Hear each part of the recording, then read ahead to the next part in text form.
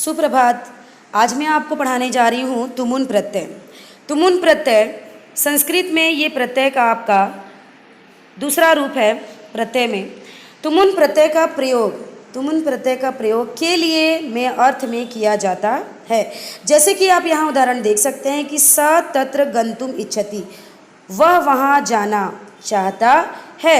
उसे दूसरे शब्दों में कह सकते हैं कि वह वहाँ जाने के लिए चाहता है।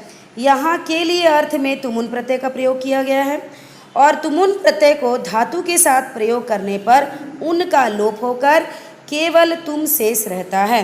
जैसे कि मैंने आपको रूल में बताया कि तुमुन प्रत्यय के साथ यदि हम कोई भी धातु जोड़ते हैं तो तुम शेष बचता है और उन का लोप हो जाता है। यहाँ कुछ उदाहरण दिए हुए हैं तुमुन प्रत्यय के, जो कि दो प्रकार से दिए हैं, अनिट धातुएं अलग और सेठ धातुएं अलग। जैसे कि अनिट धातुएं जो होती हैं उसमें सबसे पहले हम देखेंगे कि अध का मतलब होता है खाना और अधधन होता है अधधन। तुमुन प्रत्यय का प्रयोग किया तो हो गया अतुम और इसका अर्थ होता है खाने के लिए। जैसे कि दूसरा उदाहरण है आप का अर्थ होता है पाना, प्रधन आप तुमुन और प्राप्तुम पाने के लिए। उसी प्रकार यहाँ और भी उदाहरण दिए गए हैं। ये हुए अनिट धातुएं। नेक्स्ट हम देखेंगे सेठ ई से युक्त धातुएं। सेठ ई से युक्त मतलब कि ई का आगमन अपने आप ही हो जाएगा धातु के साथ। जैसा कि आप यहाँ देख सकते हैं ई का आगमन अपने आप ही हो रहा है। जैसे कि धातु रूप हमने लिया अर्ज।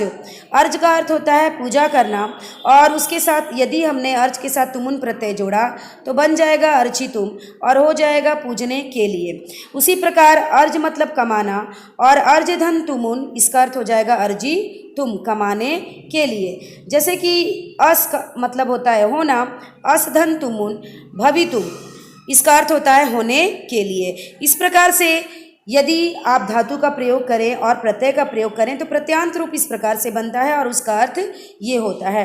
तो ये आपको समझना है। आप लोगों को समझ में भी आ गया होगा।